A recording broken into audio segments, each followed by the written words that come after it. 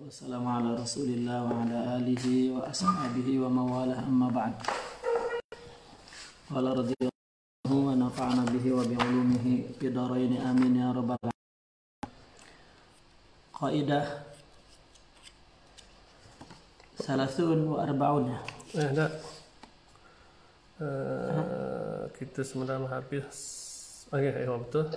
Mas kursi 44 lah. I'ta'ul hukmi lil hukmi ya. Khusus. Ada yang 44 yang saya baca ini 43 ya.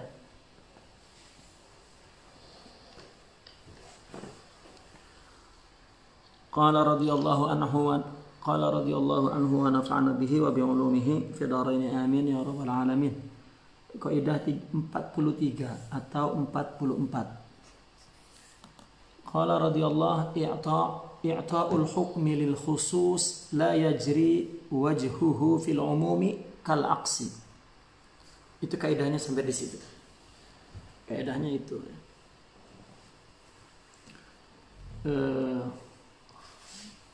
I'ta'ul hukmi lil khusus la yajri wajhuhu fil umumi kal aqsi. Artinya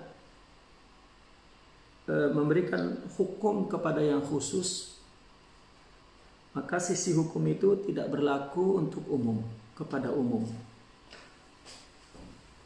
Ya, hukum khusus tidak berlaku ya, untuk umum.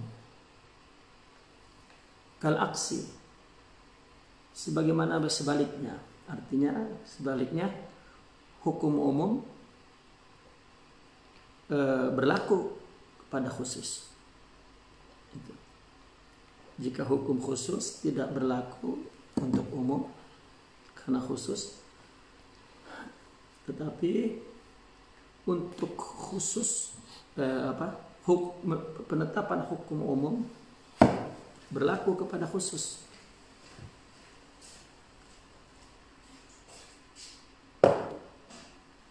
Tazkiyatul qarni qada'un 'alal kulli. Nah, pada qarn abad ini berarti berlaku untuk semua. Apa maksudnya tazkiyatul qarni itu? Yaitu hadis Nabi yang kita baca pada kaidah sebelumnya, yaitu tentang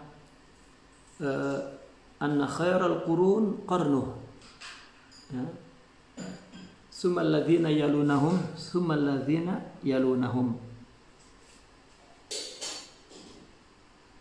Di situ Nabi memuji, ya, menetapkan hukum baik, hukmul khair kepada abad. Gitu. Ini kan umum kepada orang yang ada di dalam abad itu. Nabi tetapkan abad itu khair, qarn itu khair. Khairul quruni qarni, summal ladzina yalunahum, summal ladzina yalunahum.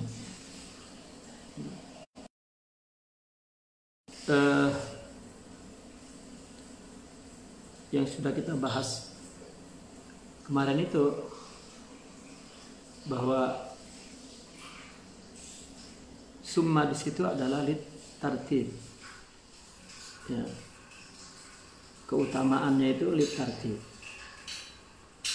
Sahabat iktidak kepada Nabi, tabi'in iktidak kepada sahabat,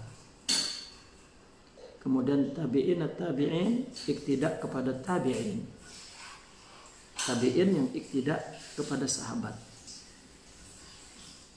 Jadi seolah-olah di situ abad 1-2 gitu. Kemudian ada yang mengatakan abad ketiga, abad Nabi, abad berikutnya. Nah, berarti hukum yang Nabi tetapkan di sini umum. Tazkiyatul qarni qada'un 'alal kulli. Artinya pujian kepada abad ini berlaku kepada semua yang ada di dalam abad itu.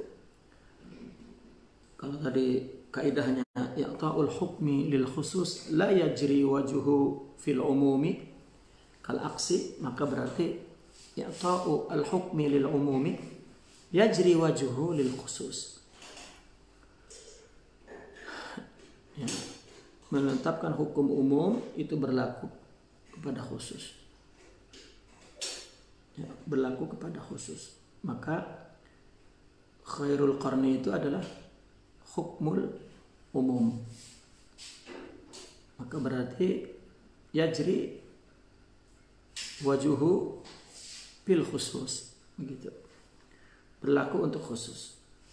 Maka di sini tazkiyah kepada qarn ini qada'un ditetapkan untuk semua. Bi khilafi hadisi, berbeda dengan satu hadis lain ini, ta'ifatun minal ummah, satu golongan daripada ummah.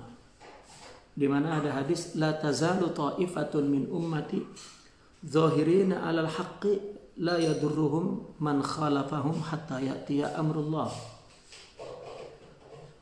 Senantiasa akan ada satu golongan dari umatku yang selalu menzahirkan kebenaran, yang menunjukkan hak yang mereka tidak dapat dilarang, dihentikan, la yadurruhum, tidak membahayakan mereka siapapun yang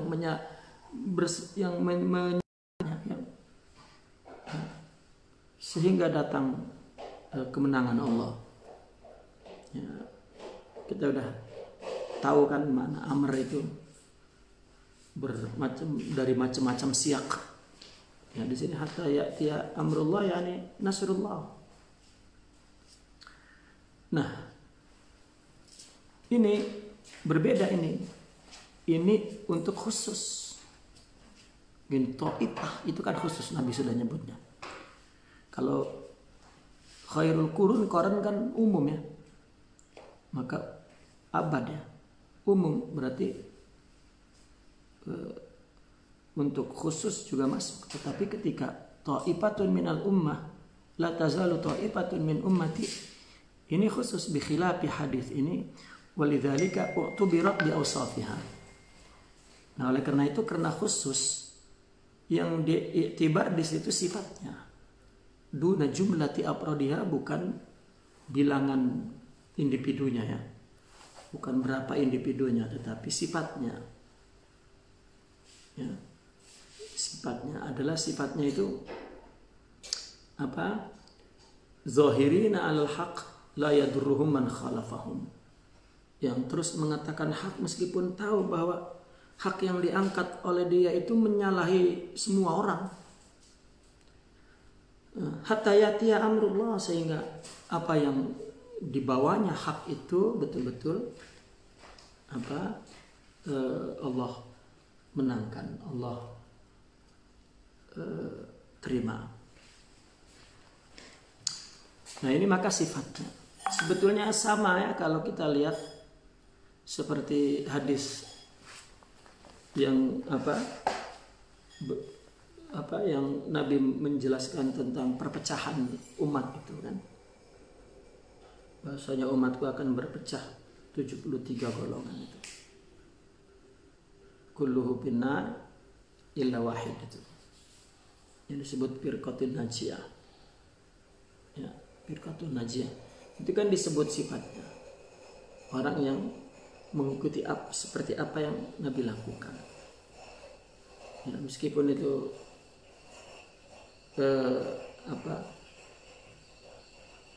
umum gitu ya, tapi khusus siapa saja yang mengikuti Nabi,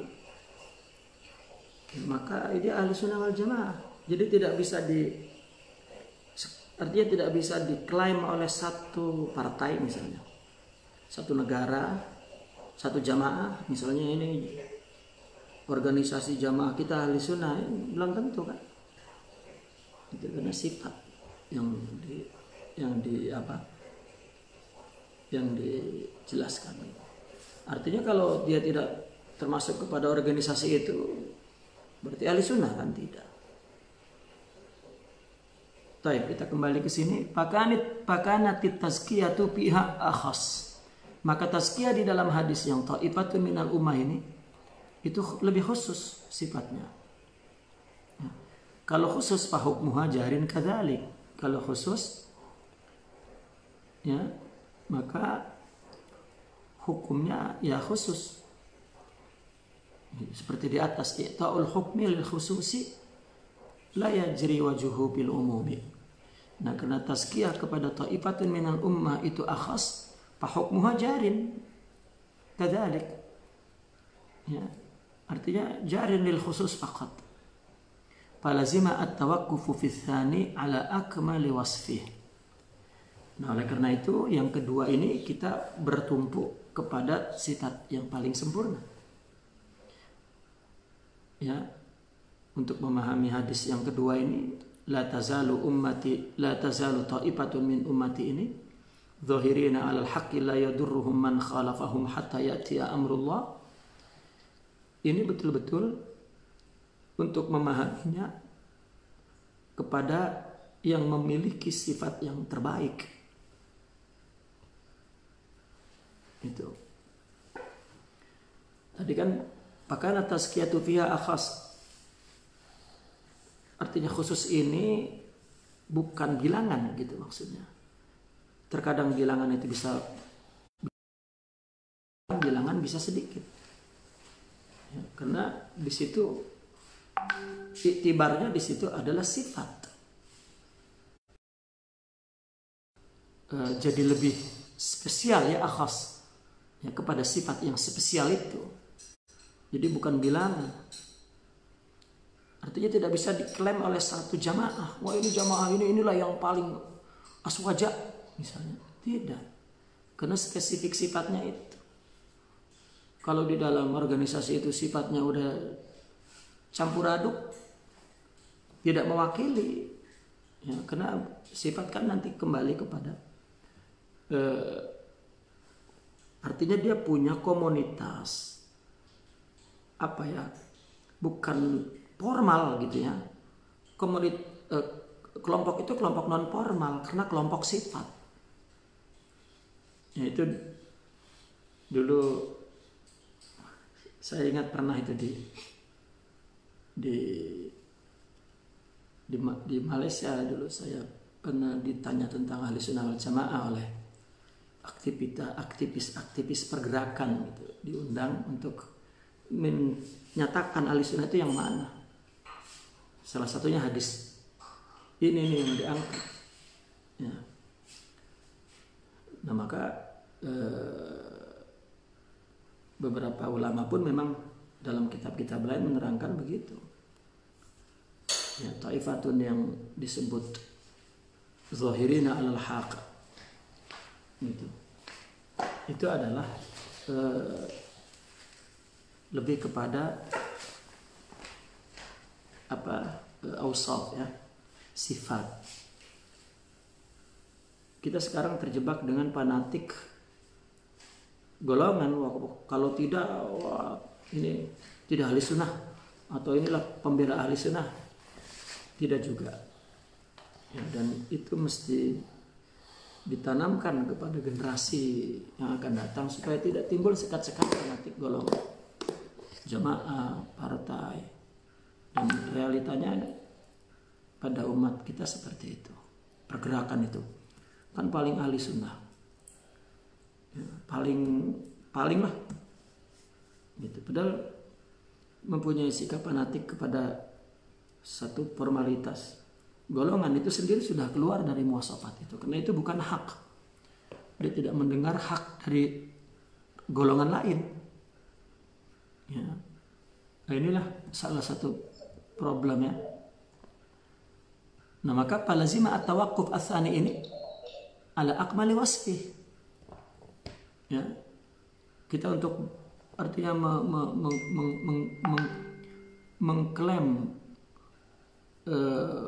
kasus yang kedua ini, bahwa taifah ini adalah satu golongan khusus. Ini adalah kepada sifat yang paling sempurna itu. Khilafil awal. Berbeda dengan awal. Apa? Khairul qarni itu.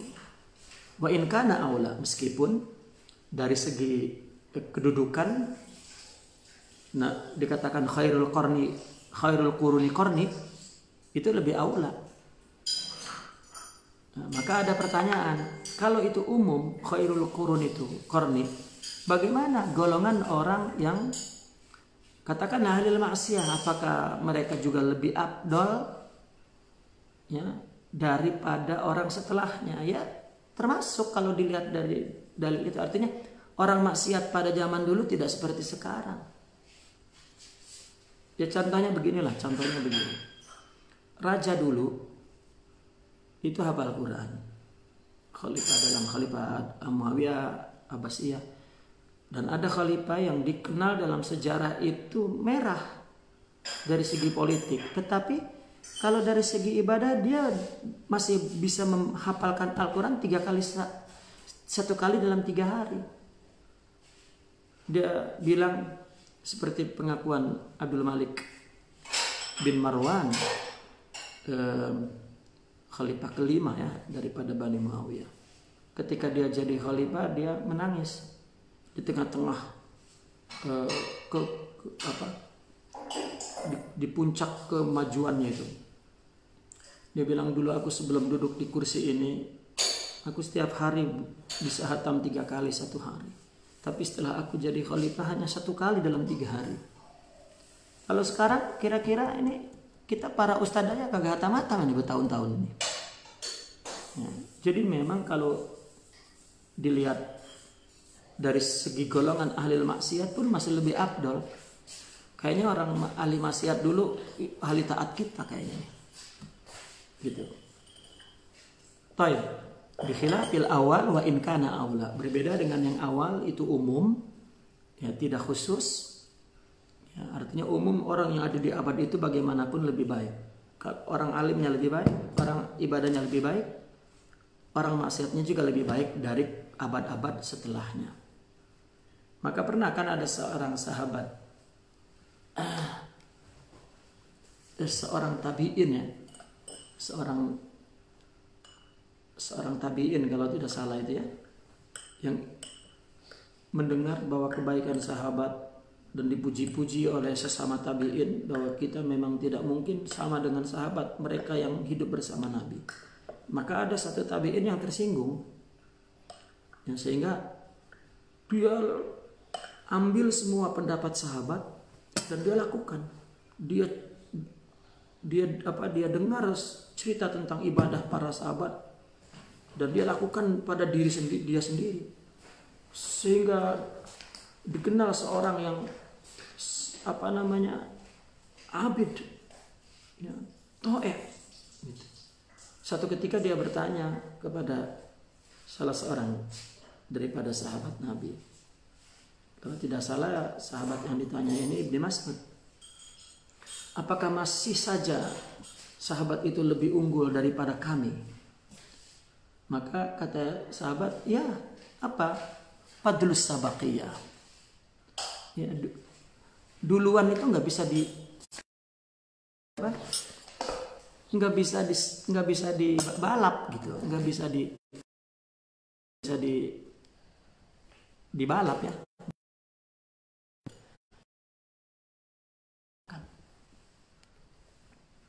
Ya, taib. Maka berarti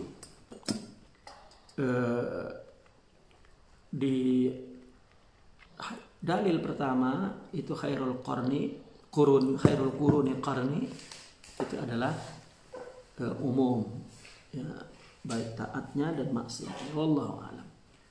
Wa qala radhiyallahu anhu, kaidah 44, arba'un wa arba'un.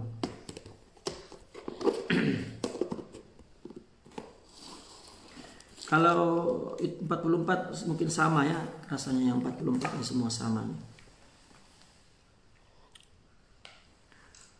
Qala radhiyallahu anhu, ma duwina min kalamil a'imma fi kulli fannin fahuwa hujjatun li thubutihi bitadawulihi ya, wa ma'rifati aslihi wa sihhati ma'nahu wattidahi mabnahu wa tadawuli baina ahlihi wastihari masailihi inda a'immatihi ma'attisali kullin amman qablahu. Ya, falidhalika sahha ittiba'uha wa lazima wa inin qaradatir riwayatu fi afrodiha. Ya, ini kelihatan hikam kaidah ini seperti lebih kepada fikih, tidak. Ini memang kaidah umum, tetapi prakteknya nanti kepada sendiri ya. Kalam para a'immah yang sudah dibukukan ya, bikul lipanin dalam ilmu apa saja, bahwa hujjah itu sudah jadi dalil ya, yang wajib diamalkan. Dan kita juga tahu bahwa yang disebut syariah itu kan ada dari dalil yang qat'i, ada dalil yang dhanni. Ada ya, artinya berdasarkan qat'iyatu dalalah daripada Al-Quran dan hadis, ada dhanniyatu dalalah, itu hasil ijtihad ulama. Ya, orang kelihatannya membedakan mana dulu, tidak, justru ijtihad itu sudah penjabaran yang integral gitu ya, yang komprehensif dari apa yang terdapat dalam dalil nasnya itu sendiri. Artinya dua-duanya wajib dilakukan. Itu yang disebut syarat gitu. Nah, ini secara umum pendapat-pendapat para a'immah yang sudah dibukukan, artinya sudah jadi sebuah bidang madhab lah gitu ya, sudah jadi madhab dan sudah dalam bidang apa saja maka hujjah lisubutihi bitadawuluhi, karena kalam itu sudah tadawul ya, artinya sudah beredar, sudah sabit beredarnya. Itu beredar artinya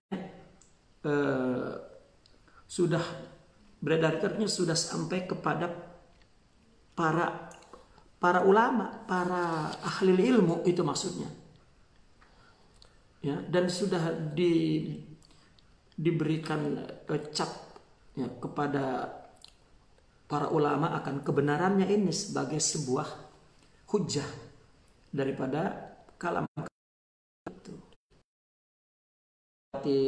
Masa im'anun nazar, masa pengamatan, penelitian ya kan, kalau sudah tadawul artinya sudah sampai kepada para ulama ya, para uqala, para ya, mufakirin, katakan begitu, dan kebenarannya sudah diuji, sudah diteliti ya, sehingga sampai hari ini gitu. Nah, maka itu hujjah ya, boleh sudah kita beramal berdasarkan pendapat ulama itu. Nah, subut tadawulnya ini ya, yaitu ma'rifati asli diantaranya ya, dalilnya Al-Quran dan hadisnya sudah diketahui. Setiap pendapat ulama di bidang apapun sudah dibukukan, sudah jadi madhab.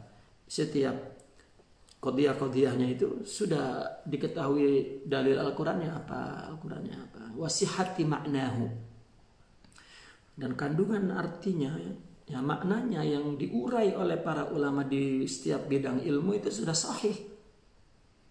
Bahkan wattidahi mabnahu ya, redaksinya itu sudah wuduh, mencerminkan sebagai sebuah bidang tertentu ya, yang berdasarkan dalil Al-Quran dan hadis. Wa tadawuluhu baina ahli, dan sudah beredar di antara ahli dari abad ke abad, dari para mujtahid kepada mujtahid dan seterusnya. Wastihari masailihi inda a'immati, dan permasalahannya itu ya, bab-bab setiap dalam bidang itu sudah masyhur jadi perbincangan dan perselisihan antara imam. Jika sudah istihar masailnya itu inda aimati, berarti sudah ada pembicaraan secara sempurna ya. Imam lain mengatakan ya seperti ini, enggak ini seperti ini, berarti kan sudah ya. Ma'atisoli kullin amman qablah. Riwayatnya bersambung. Coba ulama kita yang ada di Jawa ya, pondok-pondok itu punya ilmu bersambung. Syafi'i mazhabnya sampai kepada Imam Syafi'i. Di Al-Azhar meskipun mata kuliah itu adalah dari diktat ya, dari muqarrar ya, tulisan dokter, itu riwayat serta diroyahnya itu mutasil ya, mutasil. Saya pernah mengecek di Al-Azhar itu, saya kan dulu selalu beli kitab-kitab fakulti lain, kuliah lain. Kuliah syariah saya beli semua kitab usul fikih itu, dan artinya kita mengkaji, membaca Usuluddin, filsafatnya Usuluddinnya saya beli itu. Bahkan saya beli satu kitab filsafat atau usul fikih terutama tuh, seperti usul fikih saya beli itu sekitar usul fikih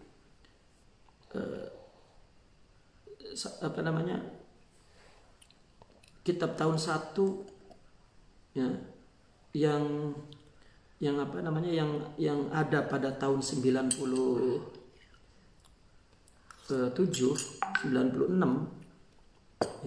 itu saya beli kitab yang 86, kitab yang sama, kitab Muqarrar Fikih Al-Azhar 96 saya beli di toko ada Al-Azhar, di kedai kitab Al-Azhar. Ternyata nama penulisnya lain. Ini dokter Fulan, ini dokter lain lagi. Setelah saya buka sama. Jadi ternyata mereka itu bersanad. Syekh ini wafat, maka digantikan dengan saya ajar tuh kitab yang sama, maka hanya diubah nama saja kepada nama pengajarnya tuh, isinya sama. Kalau diubah sedikit-sedikit mungkin babnya diganti ya, ada satu bab yang berbeza atau bagaimana lain, tapi tetap dia punya yang disampaikan itu, riwayat itu, diroyah itu bersambung ya, karena masalahnya semua itu kalam mudawwanah ya, semua itu kalam mudawwanah. Maka ittisal kullin amman qablahu, artinya bihasbi riwayah ya, riwayatnya itu bersambung. Falidzalika sahhat tibauha, oleh karena itu sah untuk ittiba. Ini ittiba kan itu mengikuti berdasarkan lebih kepada amal, bukanlah sekedar kaul. Kalau kaul lemah, ittiba itu lebih kepada amal. Walazima, dan lazim, wa inin qaradatir riwayatu fi afrodiha. Nah, artinya ini sah diikuti meskipun riwayatnya sudah inqaradat. Apa inqaradat itu? Sudah hilang ya, gitu ya kan. Inqaradat itu sudah sudah hilang ya, tidak sampai maksudnya. Tetapi kalamnya mudawwan, mencakup, artinya bahwa riwayatnya sampai itu sudah cukup, bahwa itu sampai ke Nabi ya, sudah cukup. Kita kan yang kelihatan yang muktabar ini kan 4 kan, imam kalau dalam fikih itu 4 kan, Imam Hanifah, Malikiyah, Syafi'iyah, dan Muhammad. Di luar 4 itu ada imam-imam lain dan mudawwan, cuman riwayatnya nggak sampai kepada kita. Kalau kita cari kitabnya ada ya, tapi kemudian karena tidak lengkap, maka pelanjutnya itu tidak ada. Gitu. Nah, itu sebab ketika ulama menulis Al-Fiqhul Islami, itu bukan hanya 4 mazhab, karena Fiqhul Islam. Semua mazhab ada. Saya teringat waktu haji dulu. Waktu haji ya. Waktu haji. Bukan haji pun. Waktu itu ada kerja disebut temus di istilah di kedutaan Indonesia di Kairo ya. Jadi musim haji itu pelajar-pelajar dari seluruh dunia yang belajar di negara-negara Arab oleh kedutaan masing-masing ya diurus untuk menjadi pegawai yang menolong ibadah haji di Mekah, di Madinah. Nah, ketika itu rombongan pelajar Al-Azhar lewat datang. Sepatutnya kan dia datang dulu, maka dibagi training, setelah itu baru ditentukan kamu di Mekah, kamu di Madinah, kamu di Jeddah. Kalau yang di Madinah dan di Jeddah oke. Karena kita pergi ke sana tak pakai ihram. Tapi kalau pergi ke Mekah kan mesti pakai ihram. Tetapi karena dia datang ke Jeddah itu jauh sebelum datangnya para jamaah, jadi dia boleh jadi orang mukim Jeddah dulu ya, 4-5 hari. Setelah itu datang jamaah dan dia kena pergi ke Mekah, maka dia pakai ihram bukan dari Yulamlam, dari miqat. Nah, ketika itu rombongan saya itu datang, jamaah memang sudah datang dan sudah masuk Madinah, masuk Mekah. Jadi kita sampai Jeddah itu terus dibagi tugas. Nah, perbincangan kami itu di kapal. Oke, yang ditugaskan ke Madinah tak ada pakai ihram. Oke, yang di Jeddah lagi. Apalagi di Jeddah. Nah, yang ke Mekah ini gimana? Karena begitu sampai Jeddah terus dibagi tugas. Kamu Mekah, pergi ke Mekah. Nah, pembagian itu kan di Jeddah. Dari Kairo kita tak tahu siapa yang tugas ke Mekah. Maka setiap orang merasa takut dapat ke Mekah. Ya, ini kalau tidak salah Ustaz Solah ini diantaranya yang bersama dengan saya waktu itu. Akhirnya di kapal itu ada musyawarah. Bagaimana di Mekah? Siapa yang kalau dapat Mekah? Bagaimana? Kita ihram tidak.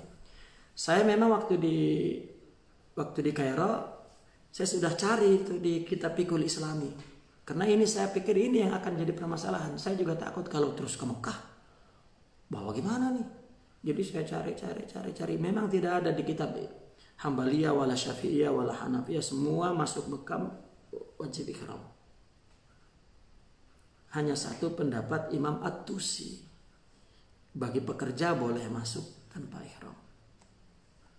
Dan itu kecil pendapat itu. Mungkin tidak ada yang pakai. Mudahan masalahnya. Buktinya itu ada kitabnya dan ada riwayatnya. Dan dia mengambil satu kasus di zaman Nabi. Para pekerja itu masuk nggak ada ihram. Karena dia bekerja. Nah kan statusnya kami datang memang pekerja. Nah ketika di kapal musyawarah tidak putus. Ya, saya ingat saya tengah tidur di bawah kursi, lalu kawan-kawan tuh cari. Mana itu Ustaz Rahim? Dicari, dikejutkan saya. Ini kita sedang pening gini. Kenapa? Nanti kalau yang dapat Mekah ya sudah masuk tanpa ihram. Wah, banyak itu yang marah-marah. Waktu itu saya memang catat kan di halaman sekian ini pendapat Atusi, pendapatnya sekian.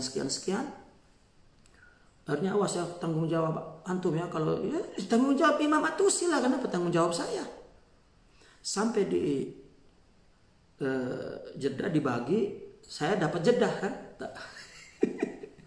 Nah ada beberapa orang yang dapat Mekah, termasuk ada seorang Habib, saya pun lupa itu Habib. Dia dapat Mekah, dia cari mana saudara? Saya dapat Mekah nih. Kata boleh tidak pakai ihram? Iya kan? Imam Atusi bukan kata saya. Tanggung jawabnya nanti di akhirat. Loh kok tanggung jawab saya? Ya. Tangannya Imam Atusi nanti di akhirat sana. Nah seperti hal-hal seperti itu kan. Mungkin secara umum kita tidak boleh ajarkan itu karena pendapat itu dianggap tidak ya, dhaif. tidak afdal ya, tidak afdal. Tetapi kalau kita lihat dari kaidah ini, wa in qaradat riwayah fi afrodiha, ya kalau itu mudawwan dan jelas ada riwayatnya sambung meskipun ke atas maksudnya, ke kita tidak, maka itu boleh. Adapun wa ghairul mudawwanati laysat kadzalik, kalau memang tidak mudawwana cuman kata orang dari mulut ke mulut ya nggak bisa. Selama itu mudawwan maktub ditulis oleh para ahli ilm sebagai salah satu pendapat, maka itu boleh. Ya. Fala yasiu al-akhdhu biha, tidak boleh kalau yang ghairu mudawwan linkiradi hamalatiha wa ihtimali jumlatiha. Nah, karena sudah inkirad hamalahnya ya, pembawanya, dan sudah ada ihtimal tafsil jumlah daripada hukum-hukum yang dibawa itu ya. Nah, maka itu tidak boleh diambil. Baik. Wa qad yakhussu dzalika wa ya'um kan qiradi mazhabil Laits. Yang ada yang khusus, ada yang umum.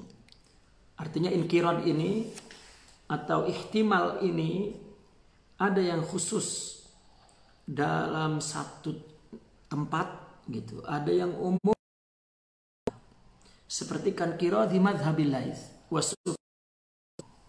ya, seperti inkiradnya hilangnya mazhab al-Laits, dan juga Sufyanain, dua Sufyan tuh, Sufyan Ats-Tsauri dengan Sufyan ibn Uyainah. Ya. Itu umuman, secara umum, artinya untuk semua tempat. Itu untuk semua tempat. Wasairul madhhabi, dan semua madhab. Ya. Banyak di Maghrib ini ini lagi itu siwal maliki minal Maghrib. Selain maliki dari Maghrib, artinya banyak mazhab-mazhab yang berkembang di Maghrib kecuali mazhab Imam Malik. Artinya ada yang memang seperti Imam Laits kan, dia berada satu tempat itu terus hilang. Ada yang kemudian hilang, gitu, dan tidak terbuku, gitu. Nah, wasyafi'i bil ajam. Ya. Ini selain ini, kalau Imam Malik adanya di Maghrib. Ini atlas daripada mazhab ya, terus tempat penyebarannya. Wasyafi'i bil ajam. Ya, bil ajam itu Imam Syafi'i banyaknya di Asia Tenggara ya, Indonesia, Malaysia, semua Nusantara itu. Ya, termasuk Mesir juga kategorinya lebih banyak Syafi'i sebetulnya Mesir. Nah, Hanafi itu karena pemerintah itu mengadopsi daripada mazhab Hanafi. Tapi rakyatnya, masyarakatnya, ulamanya adalah mazhab Syafi'i. Adopsi mazhab Hanafi itu karena dulu di bawah Turki Utsmani. Turki Utsmani ini Hanafi. Ya, maka Hanafi bir Rum, itu negara-negara Rum. Ya, Eropa.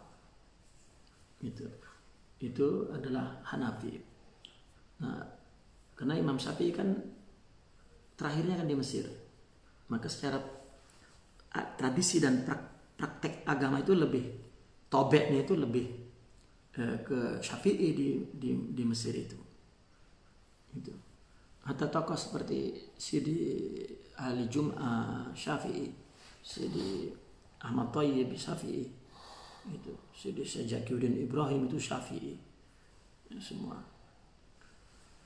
Taib. Wal Hanafi bir Rum. Ya, Hanafi ini kebanyakannya di Turki, terus di India, dan itu fanatik tuh. Memang kalau kita lihat atlasnya memang fanatik lah. Ya, Hanafi itu kalau misalnya sholat subuh kemudian ada yang kunut tuh, teriak tuh. Di India tuh teriak tuh. Ya, termasuk Maghrib ini dengan Malikinya juga ta'assub. Ya sama kita juga. Ya, dengan Syafi'inya ta'assub. Fa ammal Hambali falam yujad illa ma'a ghairi. Ya, kalau Hambali itu tidak ada wilayah atlas yang tetap. Ya, dia ada di mana-mana kecil. Ya, sehingga ada yang mengatakan kenapa Imam Hambali itu mazhabnya kecil? karena ada fitnah dari golongan Hasyawiyah, ya, orang-orang yang mujassimah itu. Ketika Imam Ahmad bin Hanbal wafat, maka diletakkan beberapa auraq, beberapa kertas tentang pendapat tajsim itu di bawah tempat tidur Imam Ahmad bin Hanbal. Jadi setelah wafat orang-orang melihat, orang menyangka bahwa imam ini terakhir menganut tajsim. Gitu. Itu sebab mujassimah itu bersandarnya kepada mazhab Imam Hanbal, karena fitnah itulah sehingga peta fikihnya itu tidak luas. Gitu. Hatta di Saudi kalau kita cek sedikit, ya bukan berarti di Saudi itu semua Hambal itu nggak ada. Ya kalau saja Imam bin Abdul Wahab itu tidak bersama dengan Suud itu, Ibnu Suud itu mendirikan negara Saudia, nggak ada tuh mazhab Hambali di situ, atau Wahabilah katakannya, Salafi tak ada, karena dia kepada Imam Ahmad. Ya artinya kalau tidak ada istibdad siasah di Saudi, tidak dikatakan itu mazhab Hambali, tidak, memang tidak ada. Kalau kita lihat ulama yang asalnya di situ Syafi'i, dan orang-orang Saudi itu berbangga dengan Syafi'i, ya, karena memang Imam Syafi'i kan kampungnya di Mekah. Gitu. Dan hakikatnya yang terbanyak di Saudi itu ya Syafi'i. Itu. Taib. Kullu naklih la mahtamal. Ya. Walihada abta Sahnun bi annahu la yubti bil maghrib bi ghairi mazhab Malik. Nah, maka setiap yang mungkin tukilannya yaitu benar, bukan ihtimal, ya, itu wajib diikuti. Oleh karena itu fatwa Sahnun, fatwanya di maghrib dengan mazhab Malik, padahal Sahnun itu seorang ulama yang dikenal sebagai mazhab yang mutlak, ya. Tapi kemudian dia berfatwa dengan mazhab Malik dan lain-lainnya seperti Ibnul Khatib. Kenapa? Karena dianggap sudah inkirad, ya, mazhab itu. Wa inda ahli Mesir annal amila madhhab lahu litawapuril mazahib indahum hatta ra'aitu lahum ala dzalik furu'an jammatan wa fatawa. Kata beliau, kalau ahli Mesir yang umum itu tidak ada mazhabnya, ya, karena saking banyaknya mazhab yang berkembang di situ, sehingga aku melihat, ya, mereka itu punya furu dan punya fatwa yang bertumpuk-tumpuk begitu. Ya betul, kalau kita lihat memang betul, ya, orang Syafi'i, mazhabnya Syafi'i tapi tidak kunut itu saya ketemu di Mesir itu. Dia ngaku bahwa saya ini Syafi'i, sampai mencak-mencak tuh Syafi'i. Tapi begitu salat subuh nggak kunut. Ya jangan-jangan lulusan Al-Azhar banyak yang Syafi'i nggak kunut juga. Itu terpengaruh Mesir sudah. Ya meskipun tobeknya Syafi'i, ya, tapi karena memang mazahib itu di Mesir itu semuanya turun di situ, ya kan, orang-orang Sufi terutama setelah Abul Hasan Syazili itu datang ke situ, banyak yang dari Maghrib itu, tokoh-tokoh Sufi yang dari Maghrib, ya, yang mesti dia sempat mampir ke Mesir dulu, dan dia adalah orang Maliki. Ya, Imam Syazili pun ya tetap membawa mazhabnya Maliki, tapi sampai dia Mesir ya bainal Maliki wa Syafi'i gitu.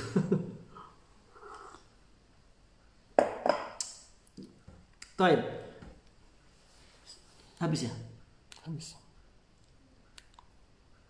Baru 2 kan ya? Baru 2. Oke. Qaidatu 45 tasya'ubul asli qadin bitasya'ubi fil farad falazima dhaftun nafsi bi aslin yurja'u ilaihi fikhan wa usulan wa tasawufa. Ya. Itu sampai di situ anunya kaidahnya. Ya. Kalau asalnya itu tasawuf bercabang-cabang, ini juga membawa kepada bercabang-cabangnya dalam masalah furu'. Ya.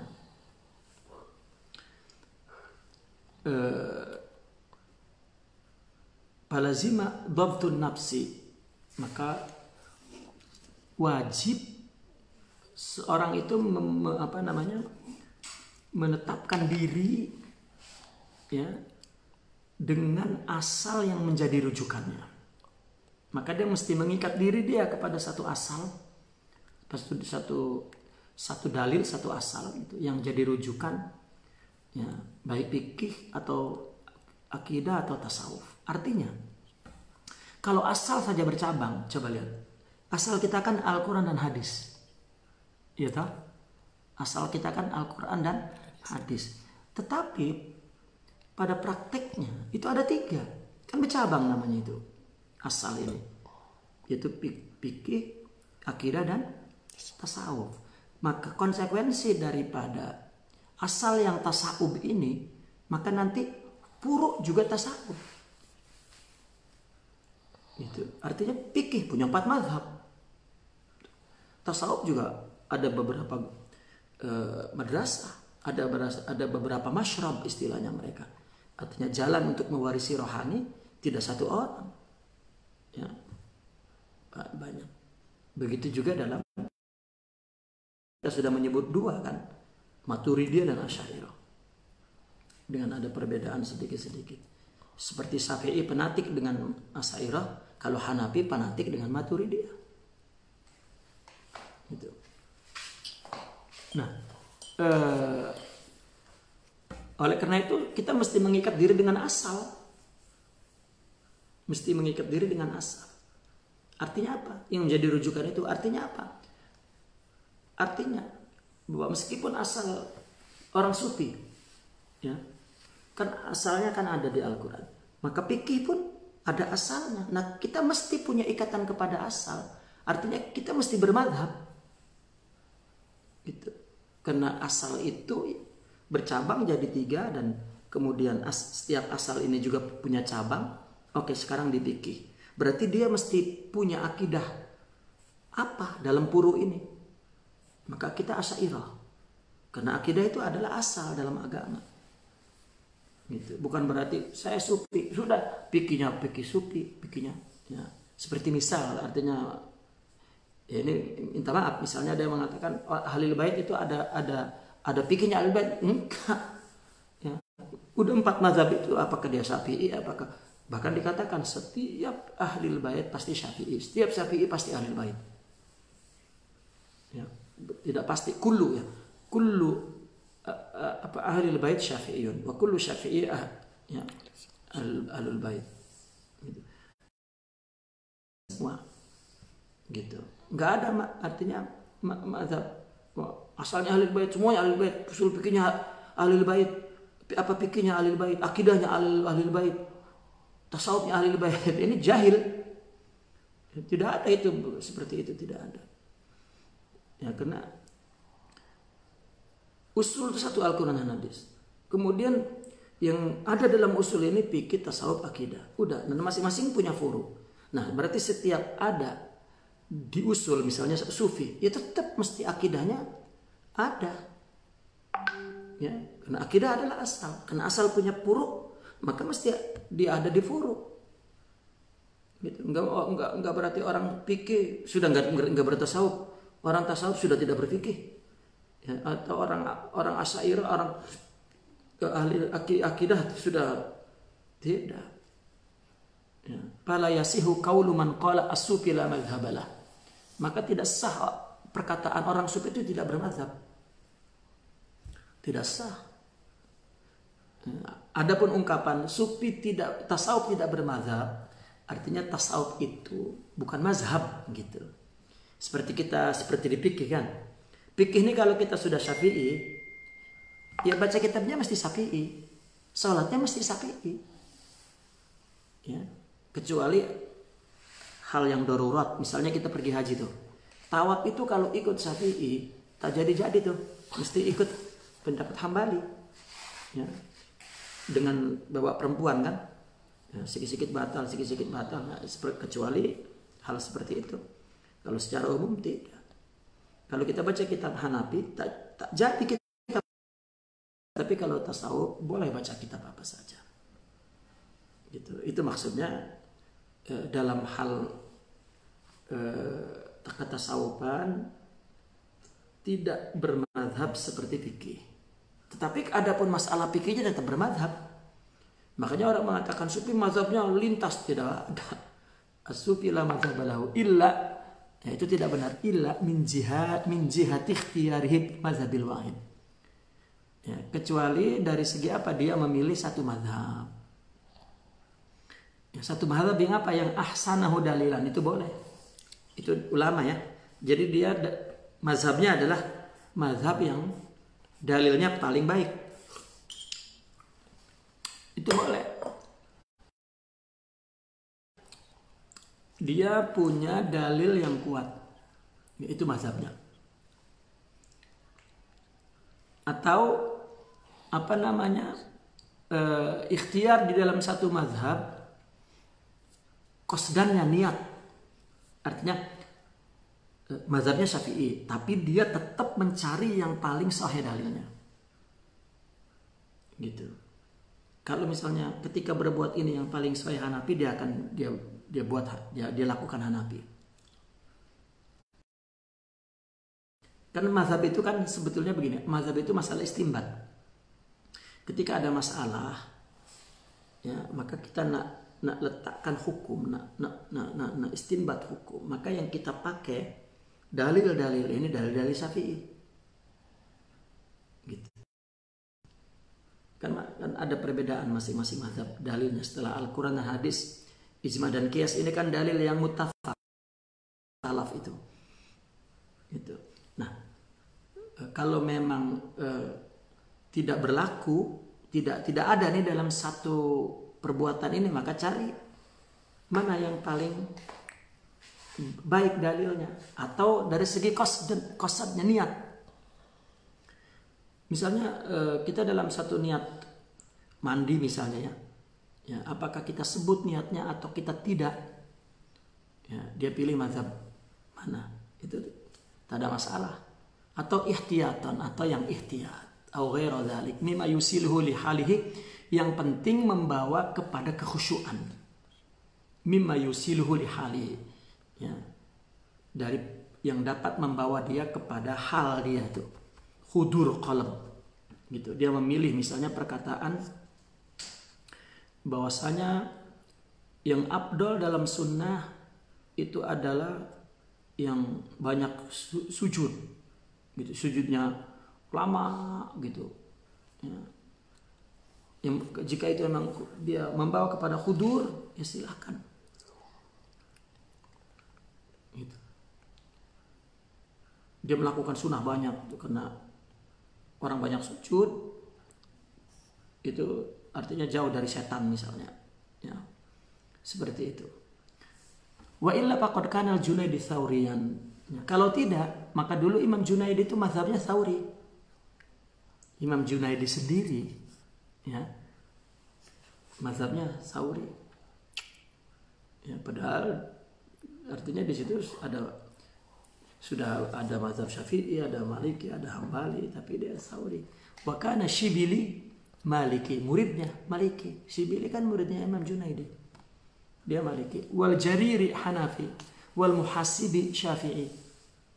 Ya, Muhasibi ini kan sejaman dengan Imam Ahmad bin Hanbal. Ya, Syafi'i. Wa hiya a'immatut thariqah wa umdatuha. Mereka itu semua orang tarekat.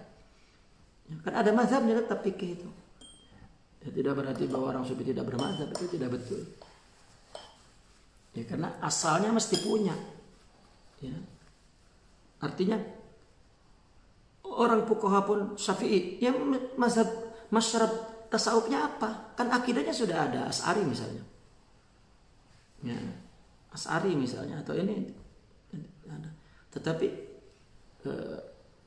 Persoalan sekarang kan justru sebaliknya, bukan di orang sufinya, bukan di orang mutakalimnya, tetapi justru orang di fikih ini tidak bermasrab sufi. Ya, sedangkan sufi punya madhab dan tidak boleh, tidak ada lah orang sufi tidak punya madhab itu. Taib. Wa qulul qail madhhabus sufi fil furu'i tabi'un li ashabil hadis. Ada yang mengatakan bahwa madhab sufi itu dalam furu' itu ikut kepada ashabul hadis.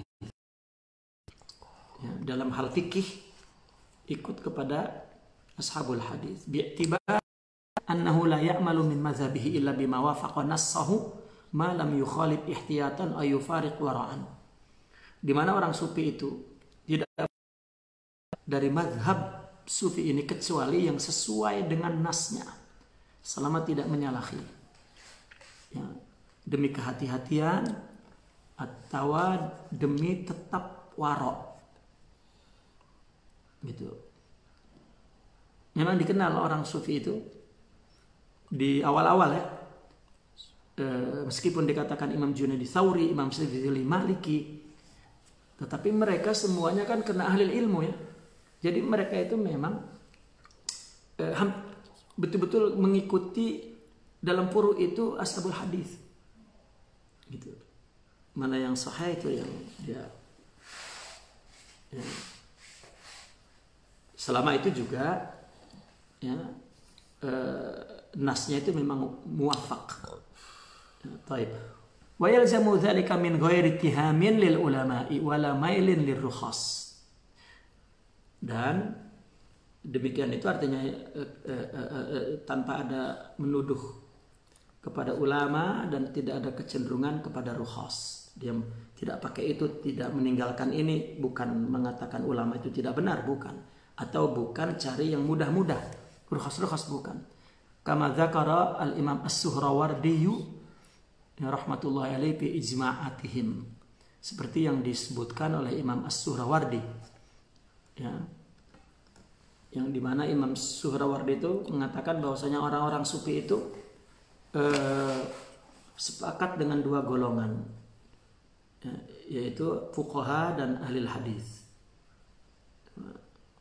Artinya dia lebih condong kepada ahli hadis meskipun mazhab fikihnya dia pakai, tapi tetap ya dia mengikuti nas tadi itu yang kecuali atas dia memilih sendiri berdasarkan ahsanu dalilan.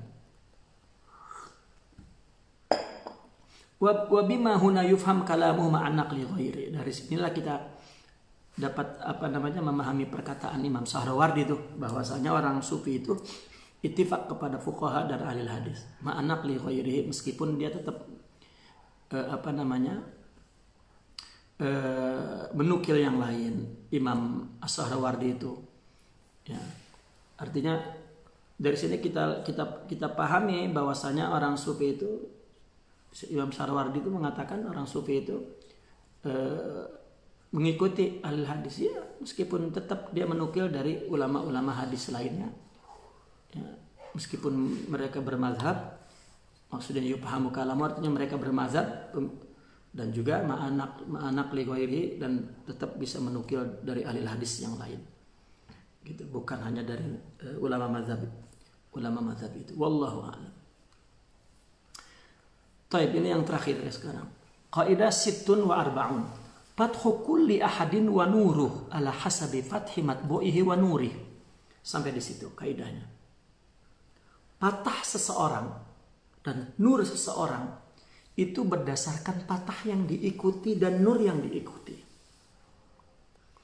Orang punya futuh, punya paham, ya, punya keterbuka, nur artinya dapat keyakinan, dapat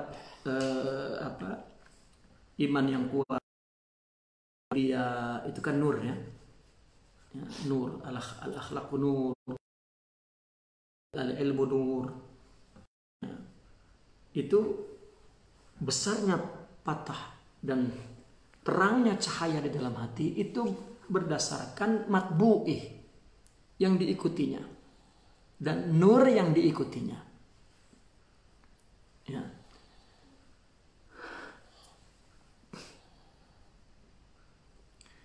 Paman akhadha ilma halihi an aqwalil ulama mujarradatan kana fathuhu wa nuruhu minhum.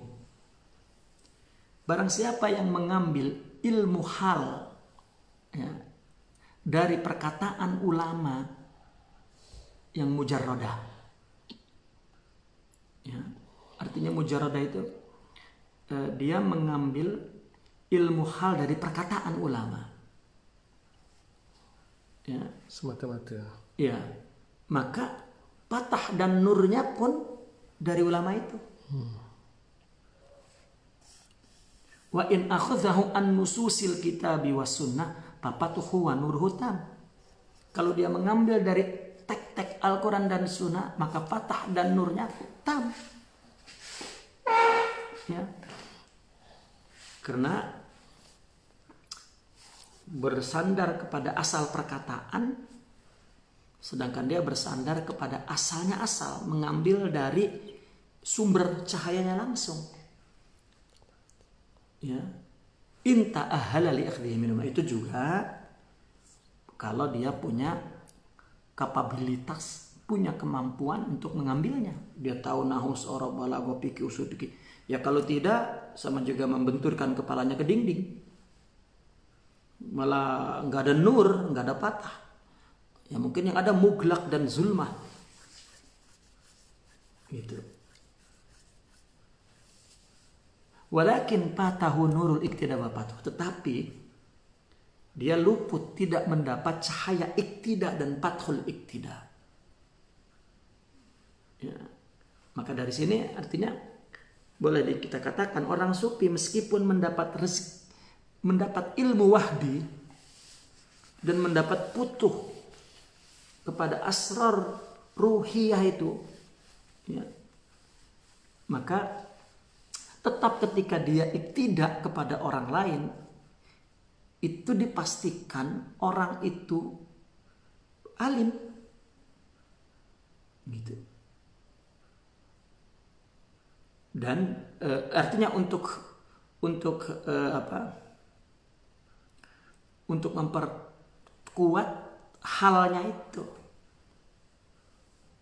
Nah coba sekarang orang sufi, dia mengambil hal ya, dari ulama yang tidak alim. Ya, dia hanya iktidak. Maka putuhnya putuh iktidak. Tapi tidak ada putuh ya, ilmu. Karena ini yang pertama adalah orang mengambil ilmu hal min akwal, bukan minal iktidak. Iya, tasawuf itu memang nur dan putuhnya itu melalui tazkiyah, bukan melalui baca. Kan sekarang orang sufi banyak nggak baca kitab, karena orang awam-awam, ya. Dan putuh nur artinya apa? Takwa dia kepada Allah, takut, dia khusyuk, tetapi tidak punya ilmu. Nah maka besarnya putuh dan nur gurunya lah. Sebesar putuh dan nur gurunya. Nah kemudian nanti misalnya dia jadi khalifah nih, jadi penerus gurunya nih, kan makin bodoh. Ya, maaf artinya bodoh di sini, tidak punya ilmu gitulah. Makin tidak punya ilmu. Karena secara logik kalau gurunya punya ilmu 7, mesti muridnya punya ilmu 6. Ini kan secara akal. Nah, berarti secara ilmu, tapi dia iktidak ini kepada guru tanpa ilmu. Dia dapat nurul iktidak, fathul iktidak dapat, tapi tidak dapat fathul ilmi wa nurul ilmi. Tidak dapat. Kenapa? Tidak berilmu. Gitu. Nah, lain jika guru itu punya ilmu dan punya hal dan kita iktidak kepada dia, itu afdal. Itu sebab kenapa Imam Al-Ghazali gurunya ilmunya di bawah dia? Karena dia sudah punya patah dan nurul ilmi. Imam Syaroni gurunya ilmunya di bawah dia, karena dia sudah punya patah dan nurul ilmi. Dia hanya ngambil dari gurunya itu nur wal fathul iqtida. Gitu. Nah oleh karena itu ya saya sering mengulang-ulang kan, zaman sekarang itu kalau mau cari murabbi yang tahu ulum syariah.